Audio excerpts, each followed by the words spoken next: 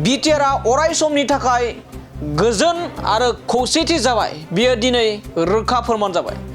नंगौ थारैनो बे समाव गोबां रायजोनि मन्त्रि एमएलएफोरा बुंथिदोदि बिटिआर गोजोन गोरोबथारै जानायनि उनाव थामहिनबा आथिखालनि जा प्रमद बर'नि दैदेननाय बिटिआर सरकारनि नाजानायाव थामहिनबा आथिखालनि जा बिटिआरनि गाहाय मावफुं सोद्रोमा प्रमद बर' बिथांनि नाजानायाव दिनैनि समाव बिटिआरआव गोबां गोजोन आरो खौसेथि फैबाय एबा जौगानाय फैबाय।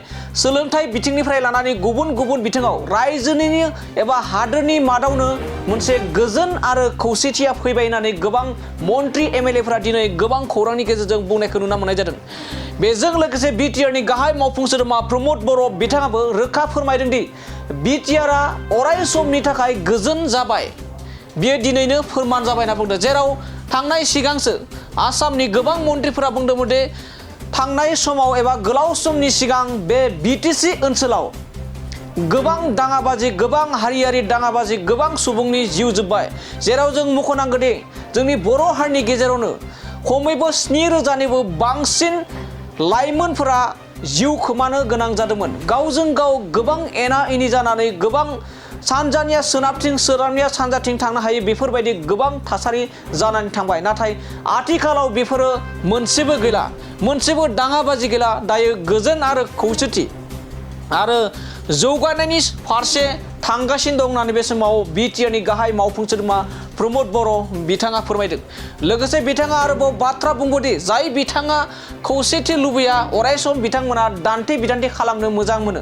जाय बिथांमोना दान्थे बिदान्थे खालामो गोजोन खौसेथिखौ बरायना लाया बेफोरबायदि सुबुङा अराय सम गाव गावनि गेजेराव गोजोन गैयैखौ मोजां मोनग्रा दैदेनगिरि होननानै बाथ्रा बुङो। थारैनो बे समाव जों बाख्नायनांगोन दि भारत उदांस्रि जानाया 75 बोसोर बारलांबाय, नाथाय खनसेबो रायजोनि जा आसाम आयेन आफादनि जा रां बावजा जुथुम बियो केपिटेलनि अनगायै थामहिनबा दिसपुरनि अनगायै गुबुनाव जाफेराखैमोन। नाथाय गिबि खेब जोंनि बिटिसि काउन्सिल थामहिनबा बिटिसिएलएनि जा एसेम्बलि हल बे एसेम्बलि हलाव आसाम आयेन आफादनि रां बावजा जुथुमाया गोजोनै गोजोन जानो हादों।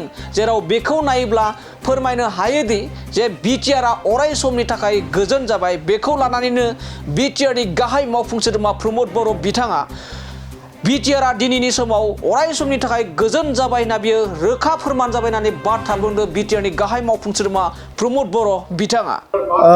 আজি অসমৰ গণতান্ত্ৰিক যি ইতিহাসত আৰু বিটিআৰ অঞ্চলৰ কাৰণেও ঐতিহাসিক দিন আৰু এই বিশেষ দিনটোৰ কাৰণে যি সিদ্ধান্ত আমাৰ মুখ্যমন্ত্ৰী ডক্টৰ হিমন্ত বিশ্ব শৰ্মা ডাঙৰীয়াই লৈছিলে ইয়াৰ কাৰণে মই তেখেতক ধন্যবাদ জনাইছোঁ। অসমৰ বিভিন্ন সময়ত বিভিন্ন জাতি জনগোষ্ঠীৰ অস্তিত্ব সংগ্ৰামবিলাক হৈছে। বড়োলেণ্ড ৰাজনৈতিক অধিকাৰৰ কাৰণে বহুত দীঘলীয়া এটা সংগ্ৰাম হৈছে আৰু সেইখিনি সময়ত ইনক্লুচিভ নহয় এক্সক্লুচিভ কিছুমান পলিটিকেল পলিচিছবিলাকৰ কাৰণে বহুতে বঞ্চিত লাঞ্ছিত অনুভৱ কৰিছিলে। কিন্তু মুখ্যমন্ত্ৰী ডক্টৰ হিমন্ত বিশ্ব শৰ্মা ডাঙৰীয়াই দায়িত্ব লোৱাৰ পিছত এটা ইনক্লুচিভ সমাজ গঢ়াৰ কাৰণে সকলো অঞ্চলটো একেলগে লৈ পেলাই আগবাঢ়ি যাবৰ কাৰণে সকলো জাতি জনগোষ্ঠীক সমমৰ্যাদা সম অধিকাৰ প্ৰদান কৰাৰ কাৰণে আৰু এই অঞ্চলবিলাকত স্থায়ী শান্তি স্থাপনা কৰাৰ কাৰণে বিভিন্ন পদক্ষেপ লৈ আহি আছে। আমি দেখিছোঁ যে 2020 চনত শান্তি চুক্তি হোৱাৰ পিছত যেতিয়া ভাৰতৰ প্ৰধানমন্ত্ৰী সকলোৰে প্ৰিয় এজন ডাইনামিক নেতা নৰেন্দ্ৰ মোদী ডাঙৰীয়াই কোকৰাঝাৰত আহি 7 ফেব্ৰুৱাৰী 2020 চনত কৈছিলে যে এই সময়ৰ পৰা আৰু বড়োলেণ্ডত কোনো আমাৰ মাসকলৰ বা আমাৰ ভনীসকলৰ চকুৰ পানী আৰু টুকুৰা নহ'ব, এই অঞ্চলত স্থায়ী শান্তি স্থাপন কৰা হ'ব এই কথাটো কৈ গৈছিলে। আৰু সেই সময়ৰ পৰা আজিলৈকে আপোনালোকে দেখিছে যে বড়োলেণ্ডত স্থায়ী শান্তি আহি গ'ল আৰু এছেম্বলি বহিবৰ কাৰণে সবচে এটা সিকিউৰ্ড এটা পৰিৱেশ লাগে। আৰু আজি কোকৰাঝাৰত এছেম্বলি বহিব পাৰিছে মানে কোকৰাঝাৰখন যে বহুত সিকিউৰ্ড আৰু পিচ হৈ গ'ল ইয়াৰ এটা ডাঙৰ ইণ্ডিকেশ্যন।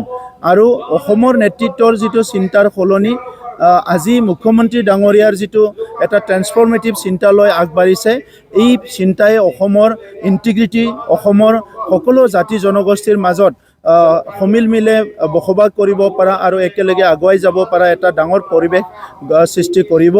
মই আজি এই কথাবিলাক উপলব্ধি কৰিছোঁ আৰু নেতৃত্বৰ পজিটিভ চিন্তাৰ কাৰণে এখন দেশ বা এখন ৰাজ্য আগবাঢ়ি যায়।